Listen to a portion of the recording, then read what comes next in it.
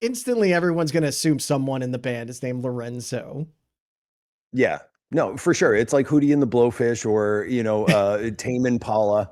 They think it's your name. And the funny thing too is we even had a shtick that we said we were going to use, and we rarely used it, but we thought it was clever.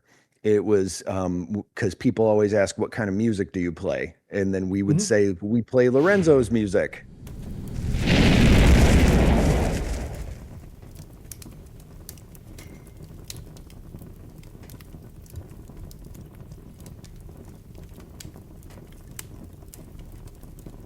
Welcome, Fedi Friends, episode 68, I believe. I'm ozoned. Sorry that you didn't get the lucky 69, Tom, but you have to go there, right? So welcome everybody to another episode of Fireside Fedi. I'm trying to go off the hip a little bit more with this because it always feels so robotic when I say it. But my guest today is Tom Ray from Lorenzo's Music. Lorenzo's Music is an open source, Linux-based Creative Commons experimental rock band using Ubuntu Studio, Ardour, and Github to make music. One thing that Tom doesn't say normally on his profile, though, is Tom also has the hottest podcast on the Fediverse. Thank you. I've heard from so many people. Just realized I don't think my chat can hear you, but I've heard from so many people saying you got to get Tom on to talk to Tom, it'll be fun. See how all that goes. So welcome. Yeah, of course. Well, that's nice to hear. It's one of those things like you do stuff. I mean, I've been doing stuff for so long, but you never hear like, I'm going to do it anyway. But to hear like, yeah. Oh, you mean people are actually paying attention to it? That's awesome. No. And yeah.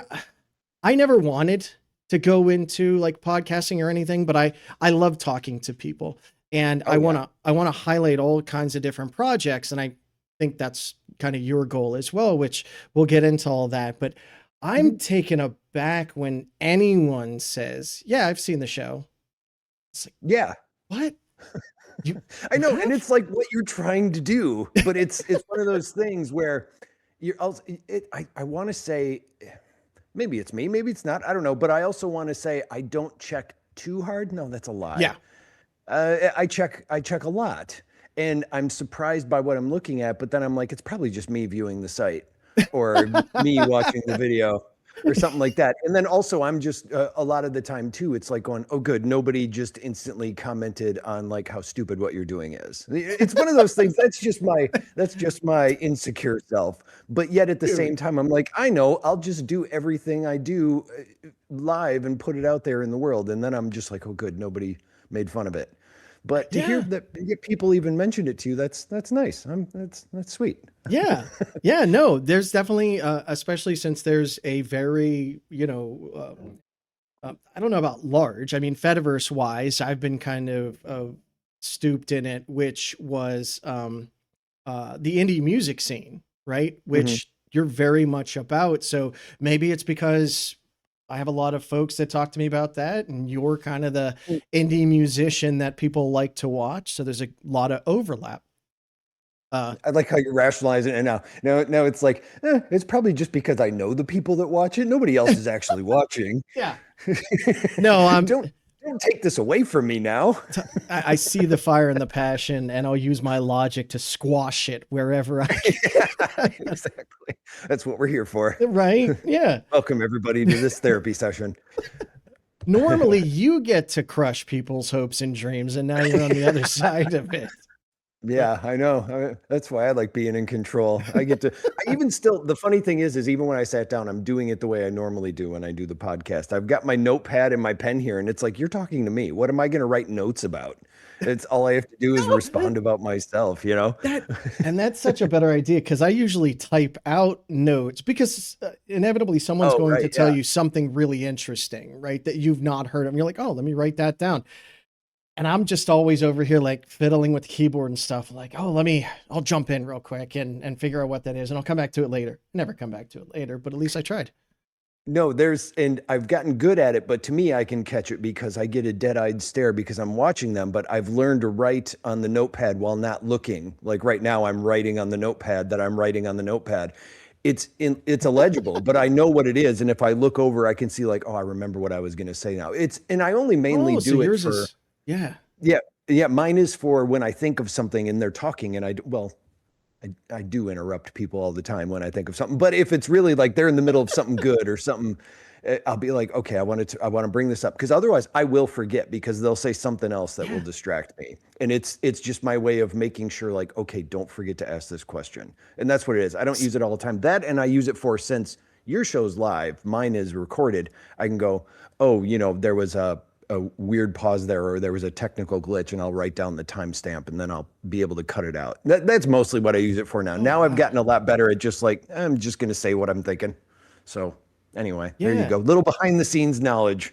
No, and it's funny that you're saying this because I need to do this because there's lots of times where people come up with something. I'm like, I want to ask about that. Like just laughing right there where you're talking about not cutting people off. My wife has been watching my old VODs and she's like, you really need to stop cutting people off. She's like, I know you're excited. I could see you jumping up and down, but try not Right. to.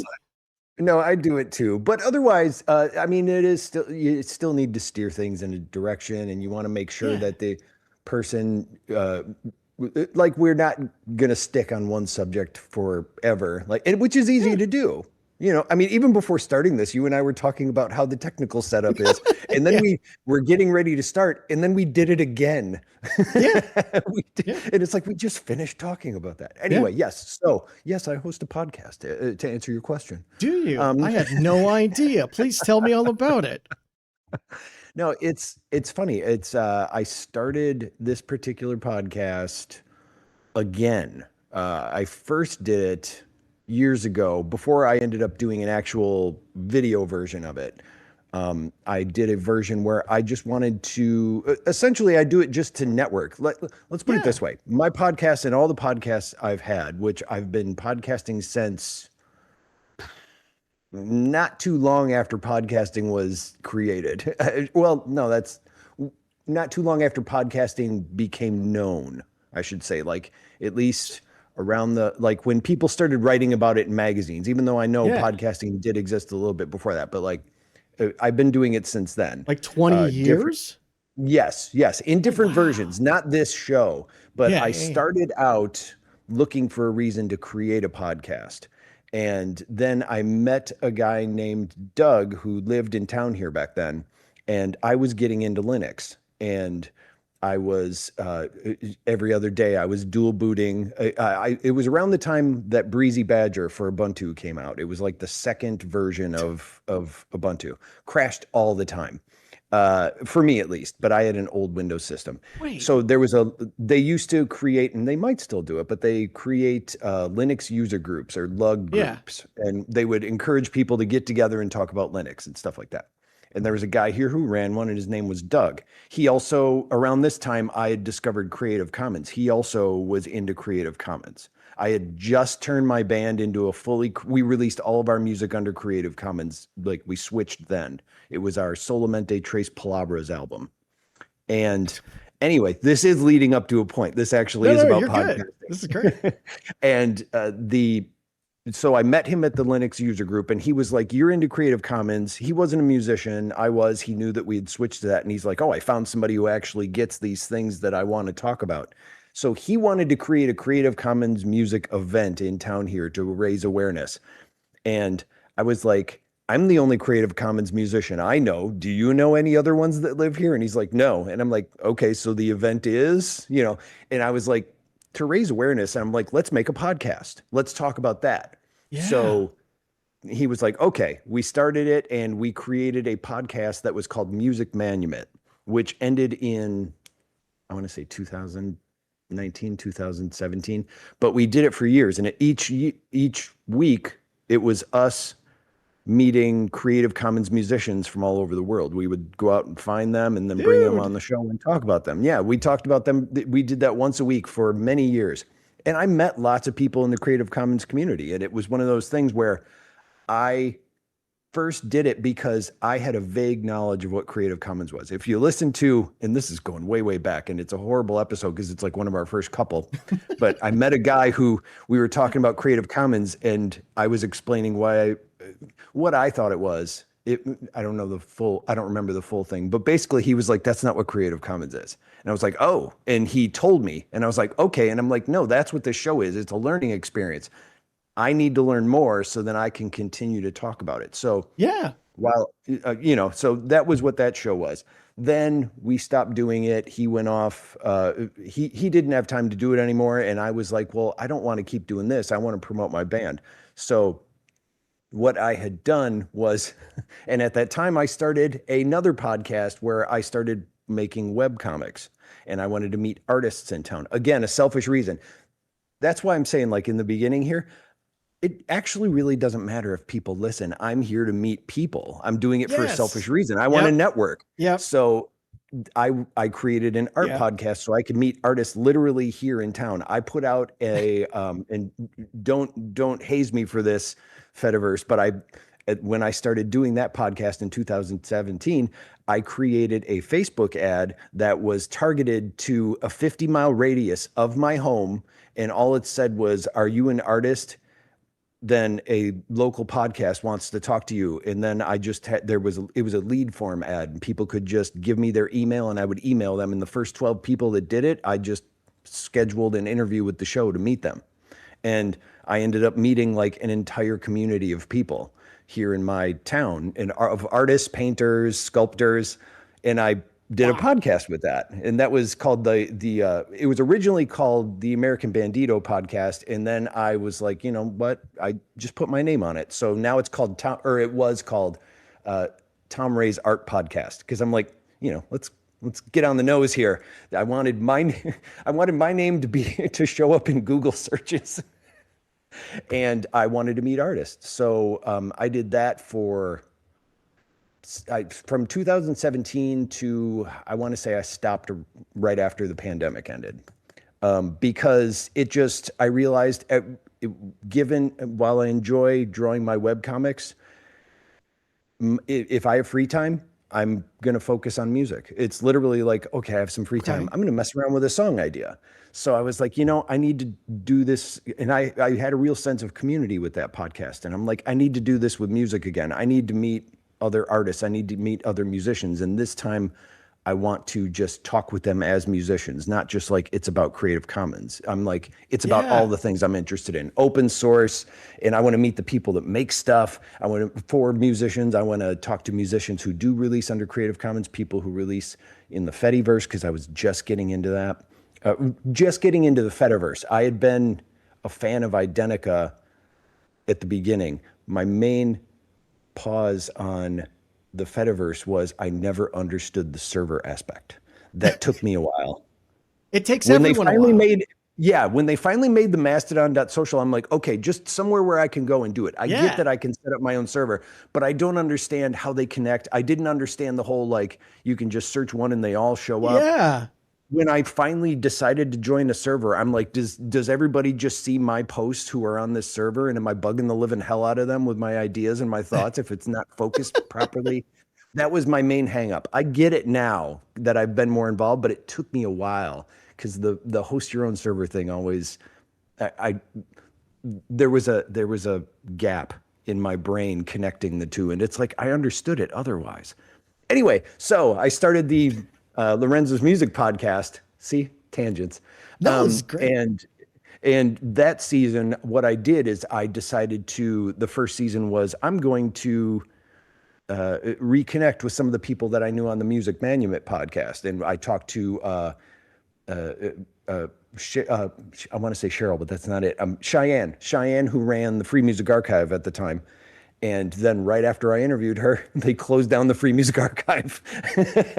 And then it was bought again and all that. But that was back when... Never even knew it shut down. Yeah, so it was originally owned by WFMU out of New Jersey, the radio station. Okay, someone mentioned that earlier, actually. Yeah, and then she worked specifically with the Free Music Archive. Then they were like, we're closing it down. And they were like, anybody want to buy it? And one company bought it that made films, and everybody basically wanted to buy it because it literally had SEO juice. It was the first, you put in free music and it's the first thing that pops up on every search. Wow. So that's why this film company, or this independent film company, wanted it to try and sell soundtracks. And then everybody basically just roasted the site and were like, gave them so much grief. And then they were like, this isn't profitable at all. And they sold it. And then it was bought by Tribe of Noise, who are trying to turn it back into what it was. The end. And then I made the podcast.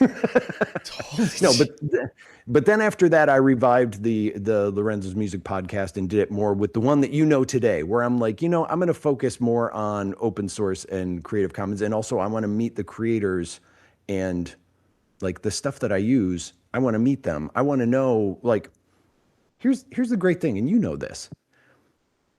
If you want to meet some people, if you want to go, oh, I'd love to know who created this, or I'd love to know the person behind this, email them and say, hey, would you like to be on a podcast? 9 times out of 10, it's like, I'd love to. And it's like, that's awesome. And then you do get to meet them, and you are literally, you're not like scamming them, but you do get, I've met more people just because I opened the conversation with that. Even some people who don't come on the show. Anyway, yeah. So that's the podcast. And it's so you have a million different things there that I want to ask about, and I don't even know where to start. It was, and the funny thing is it did all lead up to the podcast, but yes, I peppered in some like, and I do this and I do this. So do what you will. Come on. I mean, first, oh my God. See, this is where actually writing stuff down would have helped me, because then I could look through and just be like, this one. I spoke forever. You could have been writing tons of stuff. No, dude, none of it. I am doing that from now on. I am stealing that from you because that's such a great idea. But no, that's literally everything you said. It's just like this. I want to reach out and talk to interesting folks. Like you've been podcasting longer than most people probably even knew what podcasting was. And you've been on Linux, actually one of the few people I've ever talked to that's been on Linux more than me, longer than I have. But how did you even find all this stuff? Have you always been attracted to tech, but also what was the pivotal point that you're like, oh my God, there's all this open source, Creative Commons, share, what? It's being an at-home dad, and basically once my son got older and did not want to be home all day, it was like, oh, I have what am I going to do? Clean the house? I mean, I should, but what I did is mainly it started out with my band had a website and somebody made it for us. Mm-hmm. I had access to it, and I'm like, well, I want to figure out how to do this too.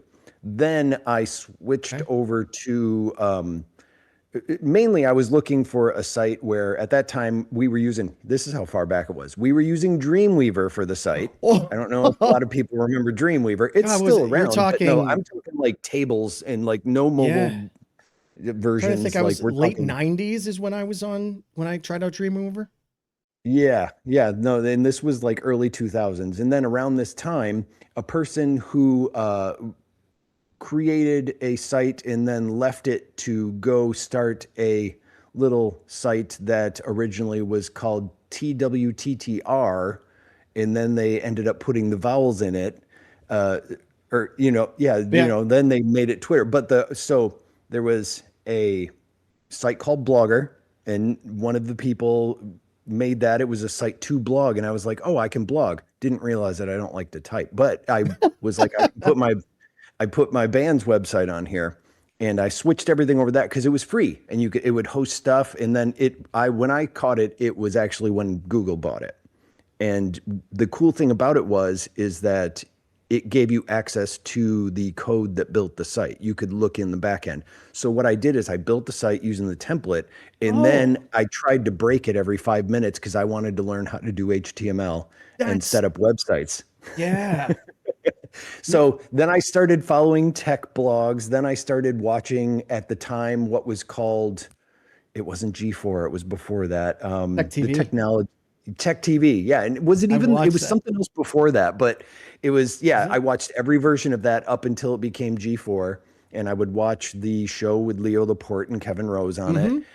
Mm-hmm. Which again, I forget the name of that show, but I just started getting into tech, and then they started talking about Linux, and I would read these blogs and I download stuff, and then I started learning about dual booting, and Oh my then I God. wanted to, yeah, I was dual booting. The reason that I still use Linux now is the way the story goes is one day I was doing an upgrade to a dual boot that I had, Screensavers. and instead of dual booting, I wiped my entire Windows system, and I was like, oh, I guess I'm going to try using this for a while.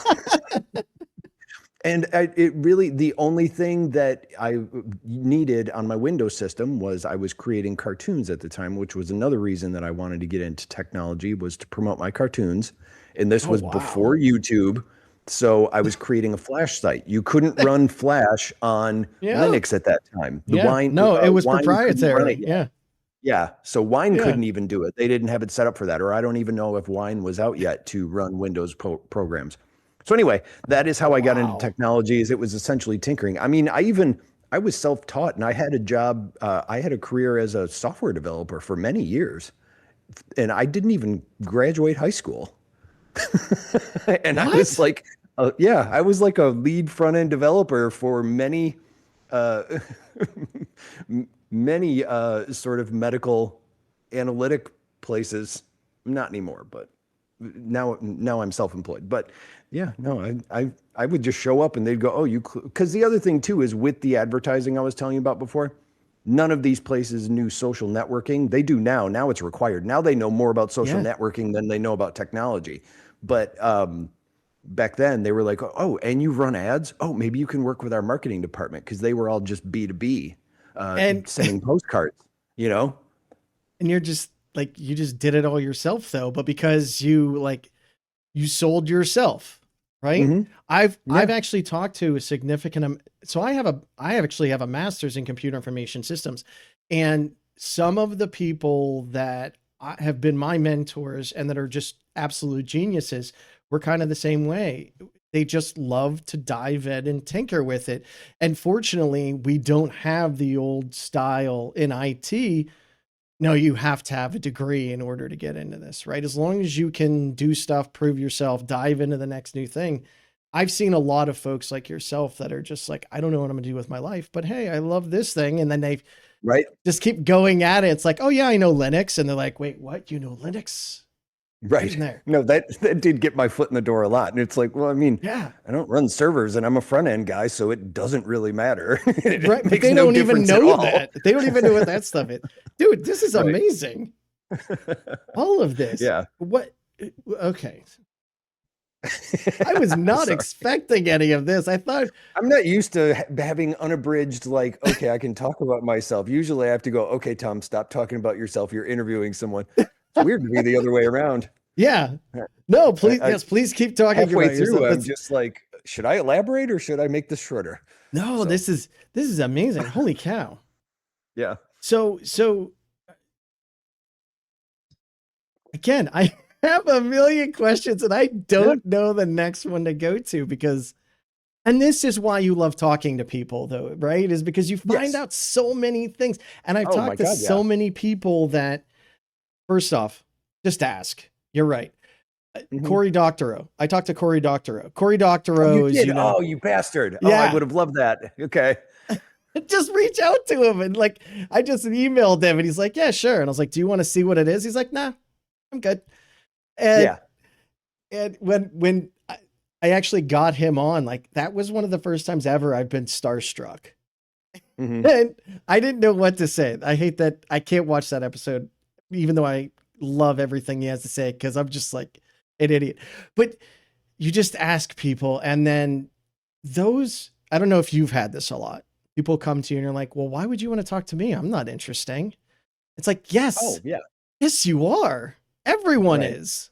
Like, I didn't, that was so good. Yeah. No, and that's the thing too, especially working on a podcast that is about people who create Yeah. open source things. Now, here's the thing: a lot of the times you will run into people who are very active in what they make, what they create, the purpose, the sense of purpose behind what they do. Yeah. But asking them to talk on a show they're like, oh, I work here, like it's one of those Yeah. things. And I mean that respectfully. Yeah, yeah, It's like, and I absolutely get it. I know when I'm reaching out to people that they're not going to be like, hey, yeah, let's talk about the thing I make. Yeah. No, they are very passionate, but at the same time, they don't necessarily go talk on a face-to-face interview, or it's not a lot of people have to be prepared to go on the Tonight Show, or when they're doing these things. Although Cory Doctorow, just saw him on the Daily Show. That was kind of interesting. I love how. Yeah, slight tangent, but I love it. Was one of those ones where they're like, yes, we have a guest, and yes, we're running long, so you have 2 minutes. And man, did he fill in he like ran down his whole speech about enshittification in the 2 minute mark. If you can find it on YouTube, it's there. And it's really funny because he's like the Micro Machines guy talking, and he gets the whole thing in there. But you can tell they're like, you have 2 minutes, go. Oh my God. Awesome. Yeah, I found it. Cory Doctor rescuing the internet from enshittification, the Daily Show. Yeah. I'm going to watch that later, because if anyone doesn't know, watch. It's only like a 2 minute. He has limited time to finish his bit. So anyway, Cory Doctor is incredible. It was just reach out to him if you want to talk to him. He's amazing. But okay. God, I don't even remember where I was going with this. Oh, well, we were talking about just interviewing people and meeting people. And I was talking about, like, I have learned that the other thing too is to make people feel comfortable. Yes. And I let them know there are lots of people who have been afraid to be on the show, and I've talked them into it, and I'm not talking them into it so they can have a bad experience. I've never had someone go, can we not release that? They have fun and they're like, oh, that was easy. And I'm like, yeah, because I'm not really asking questions. I know about you. The reason I contacted you is because I'm interested in what you do. I just want you to explain it to me so I don't have to go searching for it and read. See, that's really the reason behind it. See, Tom is just me. Everyone go watch Tom, because literally everything you're saying, I'm like, yes, exactly. I just want to talk to people. I want you to explain this to me. And it always drives me nuts. Whenever I'm like, you're in a chat room or something, you ask a question, everyone's like, just go read the manual. It's like, I can't find it. Right. Or no, and if it can, it's so beautifully organized. But here's the thing. I can go to a library and get beautifully organized, and my mind glazes over. That's the problem. I need to interact. I need a question. Yes, that's exactly how I am. Well, what's this part? Yep. I mean, I get that the answer's there. It's just like, can't you just tell me? Like the Seinfeld show. Why don't you just tell me what the answer is? When they call movie phone. So and again, nothing against all that. That is important. Some people like things that way. It's just not how I'm wired. I like to interact. Making people comfortable is, again, the same way for me, because I've literally told folks, like, if you're not feeling good, let's reschedule. Or, if you had a bad day, let's reschedule, because I want you to have fun and be well, not you, Tom, because you've already been on that. We're going to grill you now. I hope you're sweating. No. Uh-huh. Ooh, I'm worried. No, sorry. Yeah. I'm going to come through the screen. Well, now you're getting into ring territory. You just crawl out of the screen. Okay. But no, and you want to highlight other people. I mean, it's interesting because you as an artist wanted to highlight other artists. Me as a fan of all kinds of technology, which you are too, and that's why you talk to so many Fediverse people. I know I'm not going to make the next whatever. I'm not. That's not where my strengths lie, but I love talking to people and I love highlighting projects. And that's what it seems like you do as well. Like you've had on, it's called the Lorenzo's Music Podcast. Yeah. But you've had on non-music people. Yes. Yes. And it's people who also create things for musicians, or things that the background of, it's essentially like, if I'm using it for our band, I consider it for music. Like I even reached out to, I've been trying to get the guy that runs Castopod on the show. Okay. Which is the self-hosted. Well, I think you use it, don't you? I was using it, and then I switched all of my stuff over to my nonprofit. But yeah, it's really good. I like it a lot. Yeah, And it's one of those things where like, I want to know more about it. Like here's, so I would reach out to him because I'm a musician and I do a podcast, which by the way, did you see I ran Tom Ray's art podcast and then I do the Lorenzo's music podcast. It's all about getting found. I didn't know. The funny part is everybody thinks my name is Lorenzo. I literally, and I knew it wasn't, but I literally had it in my show notes, Tom Lorenzo, and I emailed you, so it's in the email, and I knew that. I had to hurry up and change it. Yeah, it's a common question, and I'm used to it. There are two things. Oh, I'm going off a tangent. I'll go back to the name in a minute. Okay, but yes, because I will ask you anyway. So I reach out to people who I realized I want to meet the people that make the stuff that I use. Like, why not? If that's what open source is. People go there and go, I'm trying to use this. They tell you I'm using it for a purpose you never even thought of. Yeah. Which I'm not, but like with Ubuntu Studio, I wanted to meet the person who does the operating system, because back when I did Music Manumet, when Ubuntu Studio was first coming out, it was very buggy, and I had tried a bunch of different music platforms. There was also, oh great, I'm going to forget all of them, but I've tried them all. But there's ones that are specifically like it's built with all the software and everything you need inside. AV Linux, that's what it was called. I've tried out that one, and that one is also very popular. And I interviewed them both on the Lorenzo's Music podcast. The AV Linux guy told me, I was like, this one's great. And he's like, oh, well, I'm glad you like it. I'm probably not going to do it anymore. And I'm like, but then he continued to go on forever. Yeah. And the Ubuntu Studio guy, who was running it at the time, this was way back.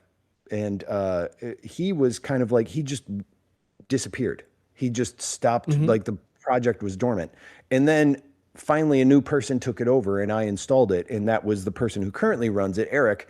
And I decided to talk to him. So I was like, I want to meet him. I want to meet the new guy, because this guy had passion. He was blogging about it. He was redesigning the site. Yeah. He was changing the way the desktop worked and all this kind of stuff. Like the kind of stuff that the forums are going to be like, why are you messing with it? And it's like, oh yeah, it wasn't working before. We need to mess with it. And he really just took it by the reins. And I met him and it was great. And then doing that, I was getting inspired, and I was talking to my bass player, and I'm just like, God, I just really wish there was something else, like some way to go. I need to be more in the open source community. I'm like, that's the kind of stuff I want to do. Then he messages me and goes, hey, they're restarting the Ubuntu Summit again. And they're looking for someone, since I'm running Ubuntu Studio, they're like, do you know any bands that use this? And I was like, I had just talked to him, and he's like, so Ubuntu is going to be contacting you, and they might want you to come talk about using it at the summit. And I was like, okay. And it was like, I was just going, I wish I could do something more. And then we went to Prague to go to the Ubuntu Summit. And oh my God. Yeah, we performed on a boat. I did a talk about how we use Github to collaborate remotely on music and all this kind of stuff. It was a great experience. And it was, and it's just because I wanted to meet the guy that made the thing that I use. It was fantastic. And when I was out there, then I met Paul Davis, who makes Ardour, which is the DAW we run. And now we're like great friends with him and Paul, or him and Robin, who run the project. Like we talk to each other all the time. I've had him on the show. It's great. And that's what it's, so yes, I'll have software developers on. And I mean, like with, you've met Simon, who runs Fair Camp. Yes. Simon's awesome. And like he was someone, I contacted him literally because I was just like, what's this now? And I had him explain it to me. I kind of got it and I kind of didn't. So we've had on a couple of cross guests. Simon's one of them. Ben Pate, I believe, was on. I think you got Ben Pate literally right before I did. And on that episode, I think that's when I learned about your show. Because I followed Ben after that, and then I saw him posting an interview that you did. And I was just like, who's this bastard? Who is this person? I'm stealing your thunder. What can I say? Absolutely not. I love your show. It's fun. Thank you. That sounded sarcastic because I was taking a drink. No, it's great. It's cute. Yeah, I love what you're doing there. That's nice. You're welcome. My stardom is being brought down while I'm here, but it's great. Some someone actually in chat wanted to know if it's okay to call you Ray Renzo then. I mean, you can. I won't answer to it. Right. But Do you, and this is actually, again, I have a million questions for you, but this is actually a really good one from Troller in the chat. Do you collect vintage music or vintage music technology? It looks like you have a whole bunch of records behind you. So this stuff, now, aside from being a musician, I'm also, like I said, a webcomic artist, and my online business is actually, I collect vintage toys, games, books, and No records kidding. and sell them online. Now, Yeah. as far as records, my records are, everything I have here is all very much childhood of my mind based. So the records, we're talking like Captain Kangaroo, Sesame Street Oh, Live, wow. like from the 70s. Like, yeah, and no, my actual record collection is over there in my personal stash, but mostly yeah, I sell toys, games, and books. I've got a whole stack of one of the popular ones here, old golden books, pre 1990s. Oh my And God. Yeah. above my head are the records there. And I've got like, right here are all the Smurf glasses from the 80s. Your And background is always like, your background was a bit of an inspiration for mine. Oh, oh, my camera's nice. following me. Because I saw your background. I was like, that's amazing. And then I have all this stuff from my kids that I always like having on the wall. So I was like, no, I'm just doing that. Yeah, no, Like, I've been eyeing that Joust banner that you have there from the video game. Where'd you get that from? I actually got it at, so all of the marquees are from Steel City Con. So if you don't know Steel City Con, it is No. a Comic Con like thing in Pittsburgh, Pennsylvania. And there's all kind of vendors from all over the place. And one guy was selling used and new arcade marquees. And I saw those, to which my wife was like, well, why don't you just get new ones? These are all scuffed and dirty. And I'm like, You just don't understand. that's literally what I basically told her. I was like, no, these have Yeah. seen some stuff, right? Like these have had Right. the stinky guy leaning on top of it and punching it. It's like, no, this is, Yeah. yeah. You got, No, I get it. You don't have to explain it to me. I Right? mean, look at what I got going on here. No, and that's But- awesome. Yeah, and so anyway, going back to the name, God, that's the tangent we went off on. Yeah, no, it's so Lorenzo is literally speaking of vintage stuff. Yeah. Basically, when the band was created, my previous band had just broken up, and I was like, good, because I was off on my own path of what I was creating anyway. The band I was in was literally a metal band that was trying to move into the grunge era, and I'm like, I'm even beyond the grunge era by now. So you can do the math on what date that was, everyone. I'm not going to tell you. It was a long time ago. But so me and the drummer stuck together, and him and I were really into weird avant-garde experimental, like stuff that now is like, well, that's just what music is. But we were really into a bunch of different type of, music genres. And we're like, why don't we just make music that's all about that? And when they essentially quit the band to join another one, like left, but we kept the practice space. So I went home that night after we found out about it. And on Nick at Night, the Bob Newhart show was playing. And so the Cooper font that they use in the opening credits shows created by, and then it said Lorenzo Music. And I said, that would be a cool band name. And then I was like, oh, yeah, there we go. So originally it was Lorenzo Music. Now, Lorenzo Music is also the voice of Garfield.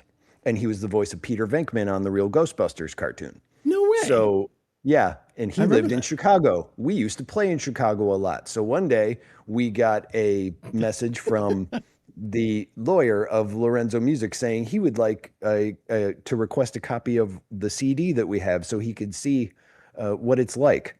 And then we said, sure. But just so you know, we're calling it Lorenzo's Music because it's actually... it's related to somebody. So we put the apostrophe S and we never heard from him again. So that fooled everybody. I was We gonna put the say, apostrophe yeah, S on. that's absolutely a copyright ploy or something, right? Like, So I think what it was is that he just wanted to make sure we weren't like an offensive band. I mean, or okay. doing something that would sully his name, or like we were making songs that were inappropriate, or if we were mocking him. Could have been a number of things. Although he did die maybe 3 years later. So that, that became null and void anyway. Did your music do it? Is that why? Yeah, It was no. so touched by it. It's like, Yeah. that's Oh, it. I see. Like his heart just couldn't take The the beauty. enormity of our emotion. Yeah, right. No, and see, this is another reason why I love talking to people, because whenever it's like you ask someone how they came up with the name, it's like, I just named it after my cat or something. It's like that, but that's still a Right. story. That is still a story. It's Yeah. just you're very aware that, like, yeah, this is, we just saw this and that's what we named it, because Yeah. instantly everyone's going to assume someone in the band is named Lorenzo. Yeah. No, for sure. It's like Hootie and the Blowfish, or, Tame Impala. They think it's your name. And the funny thing too is we even had a shtick that we said we were going to use, and we rarely used it, but we thought it was clever. It was because people always ask, what kind of music do you play? And then we would Mhm. say, we play Lorenzo's music.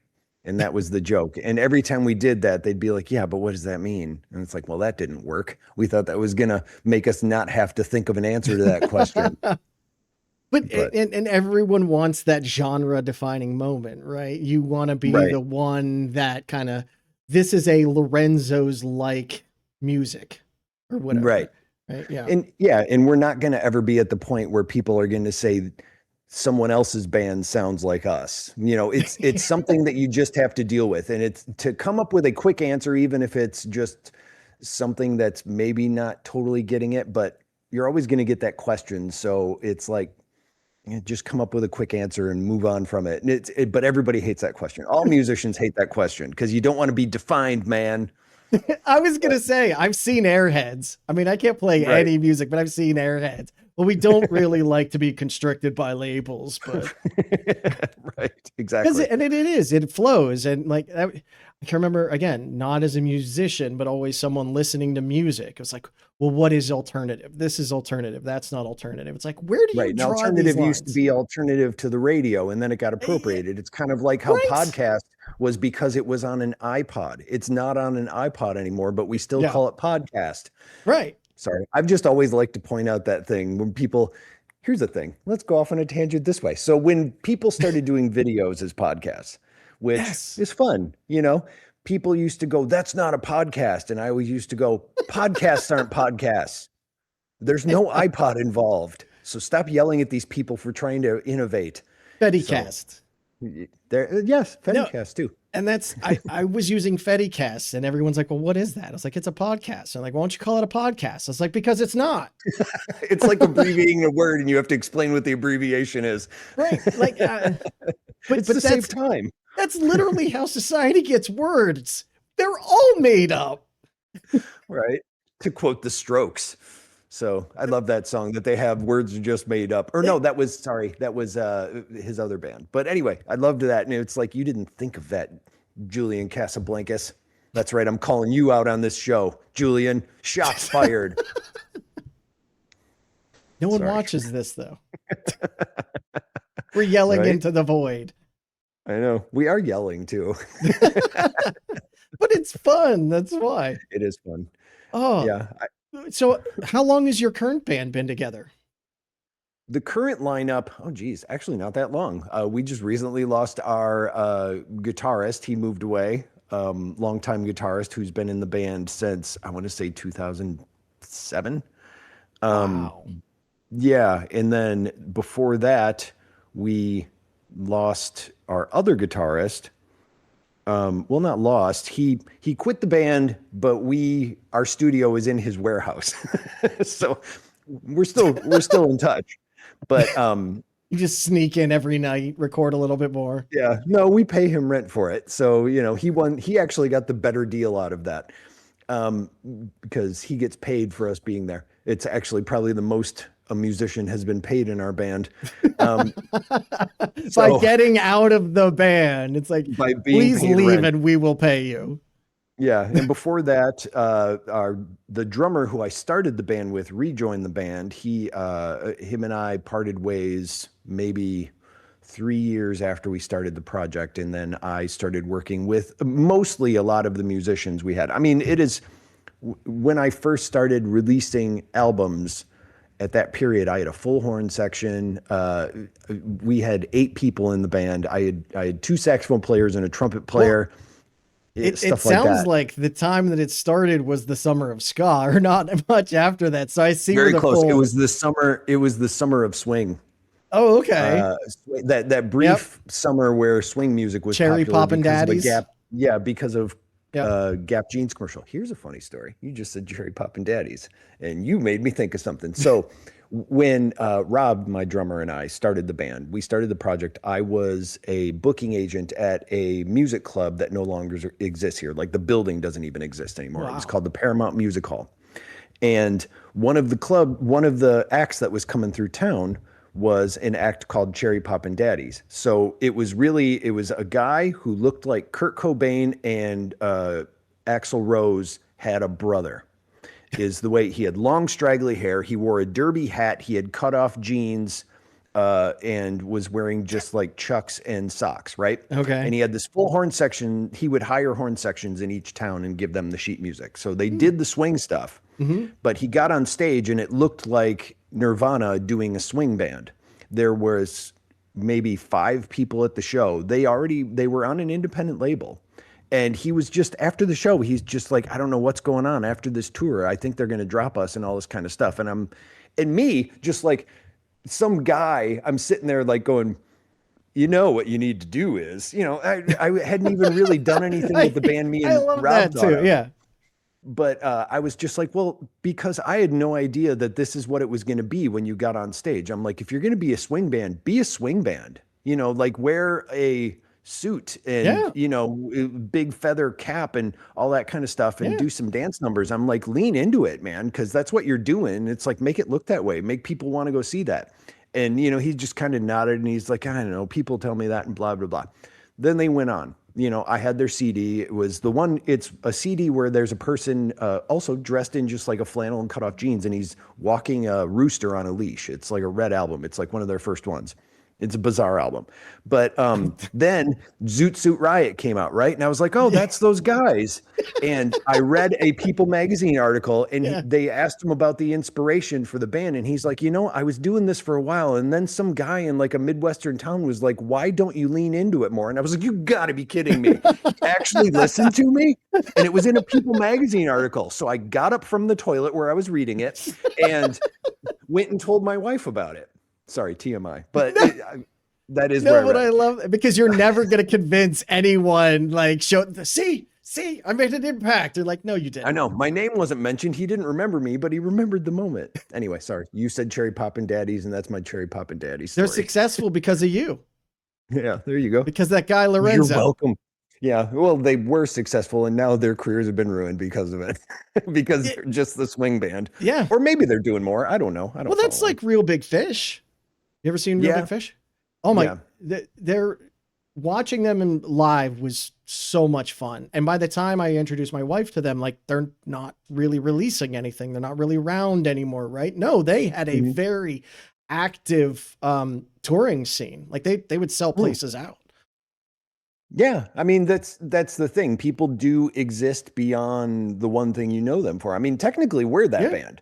And like we got, when I first released our music under Creative Commons, because I was like, everything is under Creative Commons. We weren't even an open source band then. We were recording stuff. My guitarist, the one who we rent the warehouse from, his warehouse is behind his recording studio. He uses Pro Tools. He uses Mac. He's very much proprietary.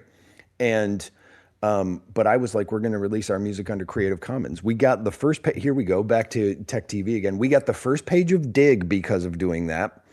But I had no idea what to do about it. Like, it was one of those things where it's like, all of a sudden I'm like, oh, wow, people are visiting the site. And I'm like, well, they're going to go away once the story dies. I'm like, oh, damn it. I don't know. I don't have a download it for an email thing or nothing.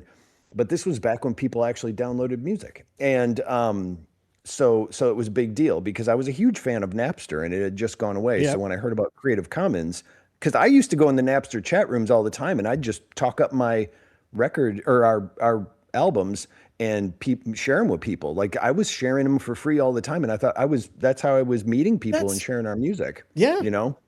And where was I going with that? It was Creative Commons, Dig. And then, oh yeah, how people know us beyond stuff. So there, during that time, what happened is we also put our stuff on Jamendo, and Jamendo has an option where, yes, you can download it. And if you release under Creative Commons, the way we do it is we do attribution share alike, meaning if you use it, you also have to release under that license. Well, there was a independent game developer, mobile phones, who wanted to, out of Russia, by the way, name of Naxix, and he was making, I guess, rip-off stick figure games like Grand Theft Auto. Oh, okay. Yeah. Things like that. He was making mobile versions. Some of them were stick figures, some of them were more advanced. But with Jamendo, you could buy a license for it and like pay us a license to use it as commercial.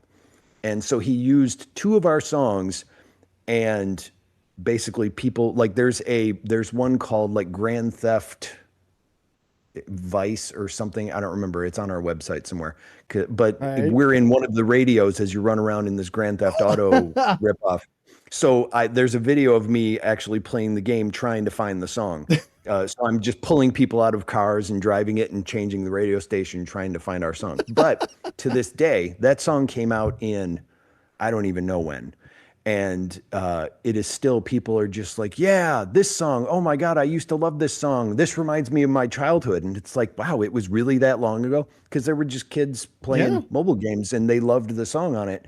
So that song is literally like, people will come watch it, comment on it. They have no interest in any of the new stuff we're doing. Like it's because it was also more of it was more of a rock song, and we're kind of more like we just write what we feel like. Yeah. So it's very experimental. Mm-hmm.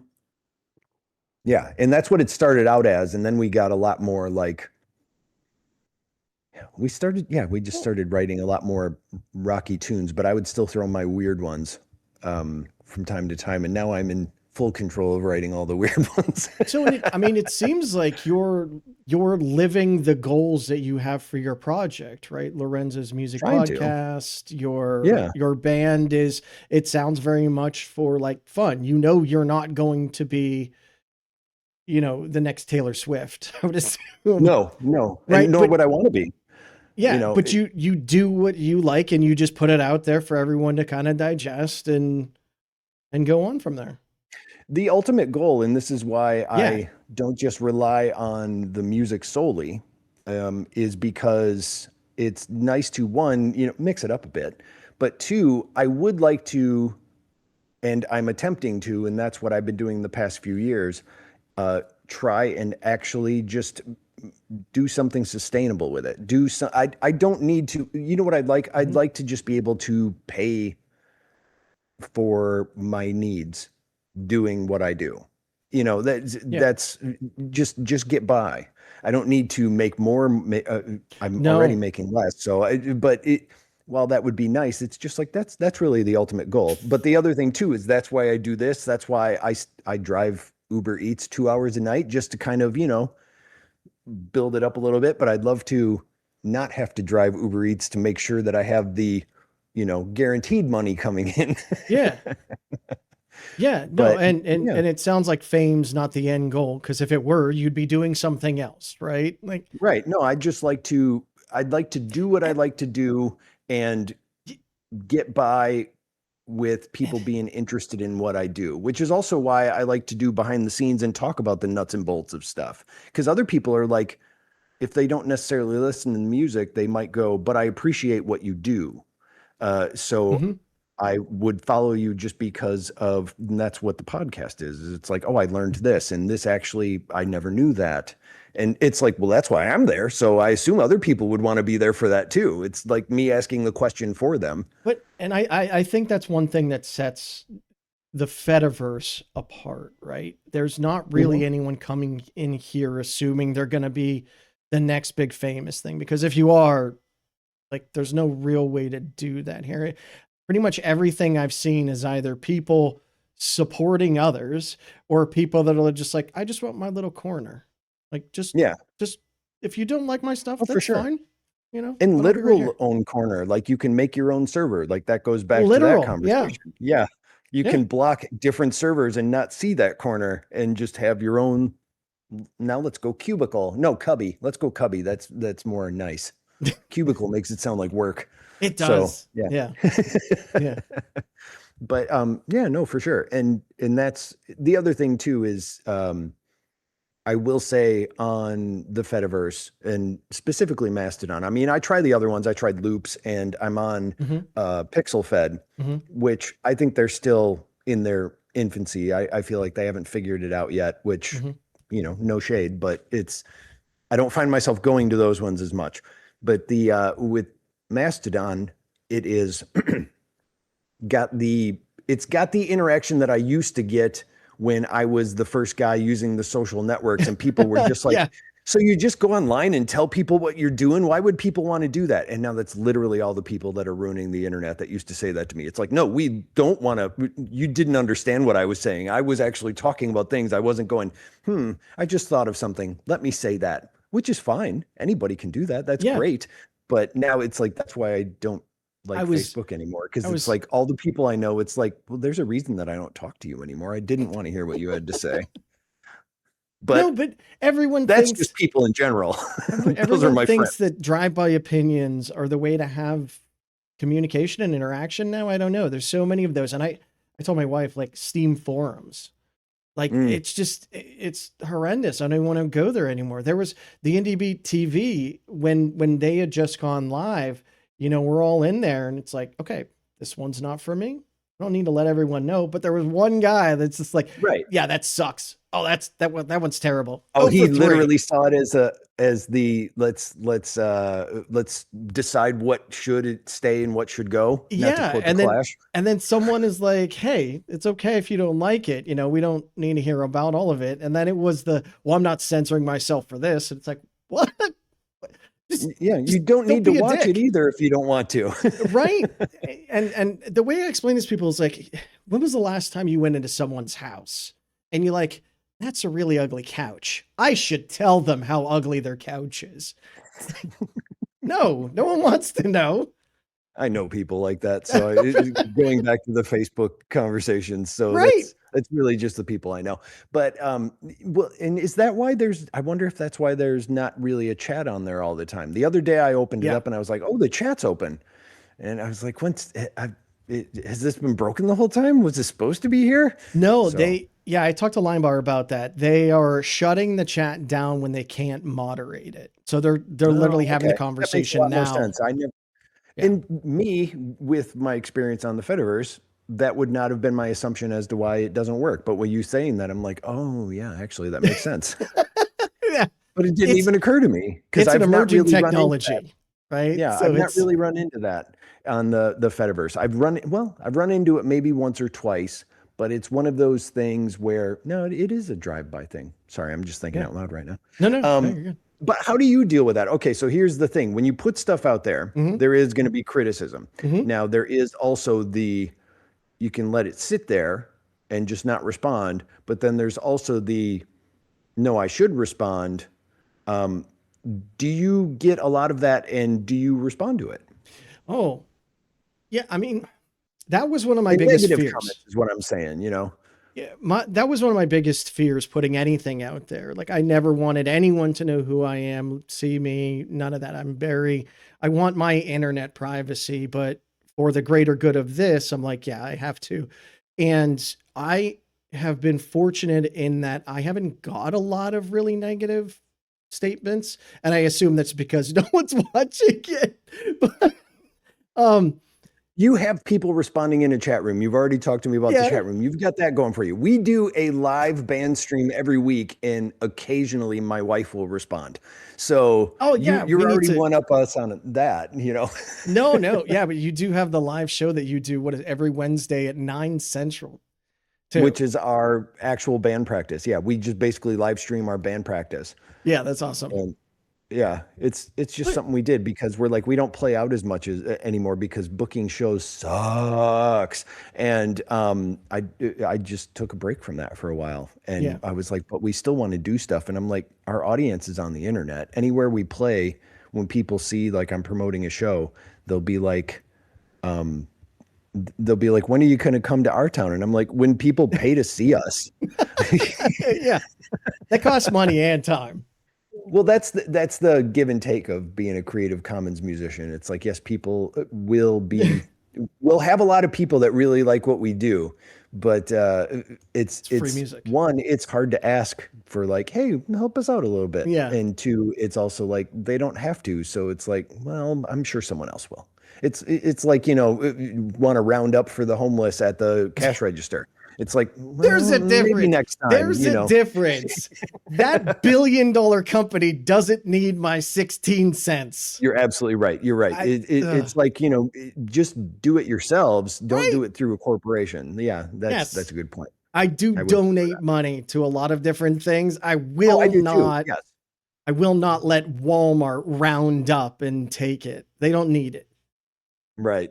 So when you're, I want to finish the thought we had there though, just because I've recently had to deal with a new series of videos I've been putting out about more behind the scenes stuff and talking about the benefits of open source and all that. Yeah. And what's really funny is like people who will see it, a lot of it's for people who want to get into it like I used to want to and wanted to learn about it, and people who are just discovering it. And I'm trying to do it from a bare bones thing. But along with that, you get people who are in open source and like that's what they do, right? Which I do too. And sometimes I'll get name checked on that, not name checked, but get checked on that, going like, hey, it's not just free stuff, you should support what you do. And it's like, all right. So, well, what we do is, but I could respond that way, but I respond in kind. And because of also dealing with a lot of the people that I deal with on my vintage store, I've had to learn how to communicate over comments and private messages. So me personally, I do wait a good hour before I get all these snarky answers I would have just written out of my head. And I'll kind of go around and do that and go over them and like, go, okay, now what should I really say? But get that point across sort of and thing. It's the way I've had to like talk to people about it is, when someone is like, can you believe so-and-so said this to me? And I'm like, now hang on. Because you have a whole lot of emotion in the way you're saying it. Say it totally flat, take all the emotion out of it, say it out loud, say it flat, because, oh, I really like your headphones is, oh, I really like your headphones. Right. And our mind goes to a negative place. Now there are some, like someone came in the chat, the live stream a while ago, was like, wow, Ozone's really ugly.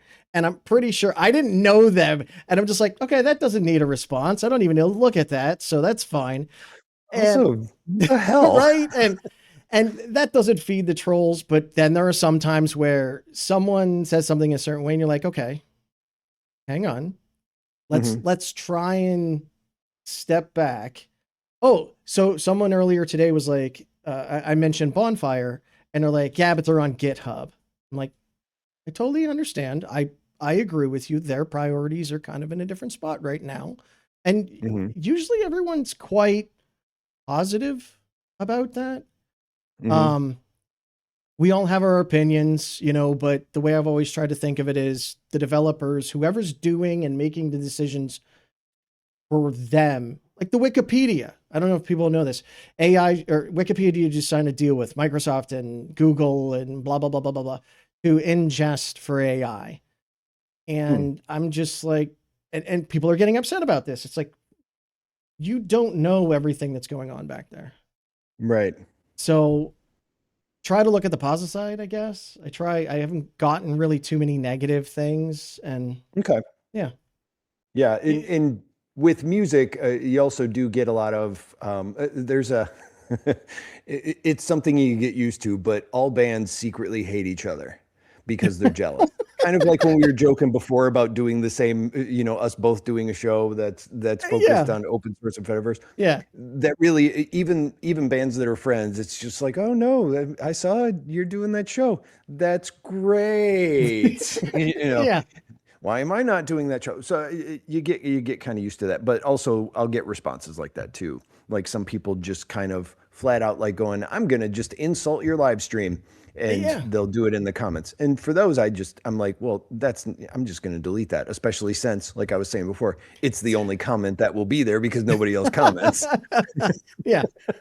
Well, make sure. I mean, I'm going to be linking to your website, so hopefully that'll drive more people. Which I just redesigned. It That looks was one of my great. other projects. Yeah, it's a Jekyll site. It's a open source site. I've been meaning to do it forever. So I literally, when I talked before about how I first built our site and learned Yeah. code on Blogger, up until it's been on Blogger for that many years. No, it And looks I've great. been like, went in there and hacked it, but now it's a fully open source Jekyll site, self-hosted static website. That's what I was going to say. Jekyll's static, right? Yeah, yeah. And I've I can't do always any of that wanted to stuff. build a Jekyll site. Yeah. I'm glad someone does, because it like when I was trying to get this set up for my nonprofit, everyone's just like, use this, use this, use this. And I'm just like, oh God, I'm being overwhelmed with web dev. I don't like it. Yeah. I can't. I don't know. I'm a low level guy, but I love the Jekyll site because it literally is everything that I do. Like I said, I'm a front end guy. I could care yeah. less about databases or any of that kind of stuff. I'm just like, my Same. job, the way I used to describe it to the layman is I would come in and I would make your site blue. Like that was my job to simplify it. Or my job was I was to come in and take, because this is what the real job is. The real job is you go into a company that's been using the same thing for 800 years as their, their inner software or whatever, stuff like that. And they're like, we need to upgrade this for mobile. And then they're like, well, can't we just have somebody make it mobile and keep exactly what it is? That was my job. I had to come in and make Amazon look like Facebook is what my job was. Basically just we're changing nothing in the background. Make it this way instead. See, I come in from the completely different end where I am at the OS level and I'm like, I don't care about databases. So you're the people I had to work with. That was my job too, is because I was a great liaison for that. I understood you guys. You guys would be like, all right, I built this thing. And they're like, yeah, but they want it this way. And they would look at me and go, but it works. Yeah. Like they didn't care what it looked like. It functioned the way it was supposed to function. The server's up. Your app's not working. Exactly. Go start your app. So my job was to do that, because there was also what these companies would do is while I was the front end developer, I had to answer to an entire graphic design department who made the entire thing in Photoshop and would go, I think this is the size of a phone, so I made it this way. That makes it sound like I'm hating on the graphic designers, but they were hired to make advertising. They weren't hired to design websites, but they didn't want us to design websites because we weren't designers. So my job was to work with them and coordinate between you and the graphic designers. It was fun, actually. I got to run around a lot. I didn't have to sit down and do actual work. No, you get to talk to people, right? Yeah, exactly. Yeah. No, it was awesome. So anyway, yes, redesign our website. God, man, how do I get off on these subjects? Well, now don't let me talk about myself, apparently, is what this amounts to. No, this has been great. I wish I could keep talking longer, but we're already over an hour. But now for the real reason I asked Tom here is to give him the opportunity to win a prize of a lifetime. Of course. Our prize today is the experience of being on a worse podcast, one that is worse than the Lorenzo Music Podcast. I thought about Lorenzo's Music Podcast. Say the name right. The attorneys over there yelling. No. Yeah, that's right. Thought about having you on the internet's hottest Fediverse podcast, the Lorenzo's Music Podcast, but I'm not that cool. Mm-hmm. You ready for the quiz? Yes. All right. Favorite movie and why is it Spaceballs? I do like Spaceballs, but Spaceballs. I would say, my mind is going to both, and I'm going to say both, but I'm going to say the most recent one I would say is my favorite movie, and it's cliche, would be Nightmare Before Christmas, because that look, aesthetic, and style was something that really was just not done yet. Now it's done to death, but that was a really big deal for me when that came out. Now, guilty pleasure movie will be Urban Cowboy with John Travolta from the 1970s with Deborah Winger. I've never. You've never heard of Urban Cowboy? No. Dude, it's a horrible movie and it's fantastic. Oh, wait. I have very faint memory. I've had to have seen parts of this. It's got one of my favorite lines in it whatsoever when him and Sissy, as he says her name, he gets them a trailer after they got married and he presents her with it. She didn't know they were going to move in. And he's like, it's 100 foot by 50 foot and has all the modern conveniences you'll ever need. That's his argument for the trailer that he bought them for their honeymoon. And it's a fantastic movie. I watch it all the time. Plus, when I was a kid, had a little crush on Deborah Winger. So there you go. Yes. That's justified. All right. So anyway, that's my answer. Next question. Cheddar, Swiss, or Colby Jack? Out of that, I'm going to have to say cheddar, but truthfully, pepper jack. Yes. See, we might be the same person. Pepper jack is superior. Why cheddar out of Swiss and Colby Jack, though? A good sharp cheddar I've grown to appreciate. I didn't used to like the bitter taste of it, but now it's texture and firmness. I eat a lot of cheese. You have really put thought behind it. I really have. That's how we ended up. Pepper jack was not our first choice when we came to snack and cheese. All right. That was actually way more than I was expecting. So that was great. All right. To switch pace a little bit then. All right. Theremin, glass harmonica, or a hydraulophone? No, the third one, I'm going to admit I do not know what that is, but I'm going to have to go with glass harmonica. Okay. Why glass harmonica over theremin? I've tried a theremin, and for some reason, they just aren't what you think they are unless you really know how to do it. Yes. A glass harmonica, it's like you can make all kinds of weird noises. With a theremin, all you can make are mistakes unless you're studied. No, you're absolutely right. Like you see it on TV, like was it Big Bang? And it was just like, yeah. Oh God, that just not, you're like maybe a millimeter off or something. And it's just it's so temperamental in the air. The hydraulophone was really cool. So it looks like this like tube that has water spraying out of it, and then you like close them and it makes music. It's gorgeous sounding. Glass harmonica is also very beautiful sounding. On a side note, if you want to check out some other crazy instruments, look up the musician Harry Partch. He created his own versions of instruments that he would create out of airport junkyard parts. Oh wow! He created the diamond marimba, and I'm forgetting the names of other ones, but I was turned on to that by listening to Tom Waits. Tom Waits, when he reinvented himself in the 90s, used a lot of that stuff, starting with his Swordfish Trombones album. Harry Partch was a huge influence. And he was he was a teacher at the university, Harry Partch was, here in Madison, where I'm at. Oh, wow. I didn't know any of this. I will have to check that, because everyone, well, any nerdy person knows, and I forgot his name, Tom Waits, right? Yeah. For the, oh my God. I mean, I know a lot about Tom Waits, so I don't know what you're trying to reference. Right, yeah. The Elements Tom song. Waits is literally the reason that I started Lorenzo's music.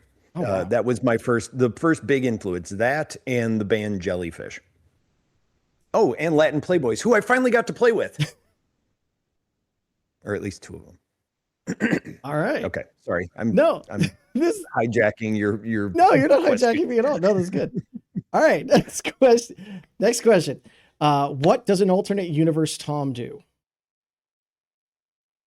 I've never thought about alternate universe Tom. That's a good one. I want to say it's like the Upside Down. Maybe it's a land of mirrors where they only exist inside as my reflection, so they're invisible most of the time. I'm going to say that. Otherwise, I do think a lot about future Tom, because I do a lot of stuff saying that that's future Tom's problem, and I hate that guy. So no, you hate past Tom. Future Tom hates past Tom. Future Tom hates past Tom, yeah. And yes, present Tom is just stuck in the middle. Yeah, otherwise I would say alternate universe is mirror reflection. So when I look in the mirror, right now I don't exist unless there's something reflecting me. And that one exists on the alternate plane. He's doing what I do, but he shows up in different pieces. Nobody is ever whole. They're just, and then if I go in front of a mirror, then I'm, at least this much of me is showing. I don't know. I'm working this out. This could be a story. I'm liking this. I'm going to draw this. I love those kinds of stories. No time travel, though. Don't do time travel. Time travel is the writer's easy way out.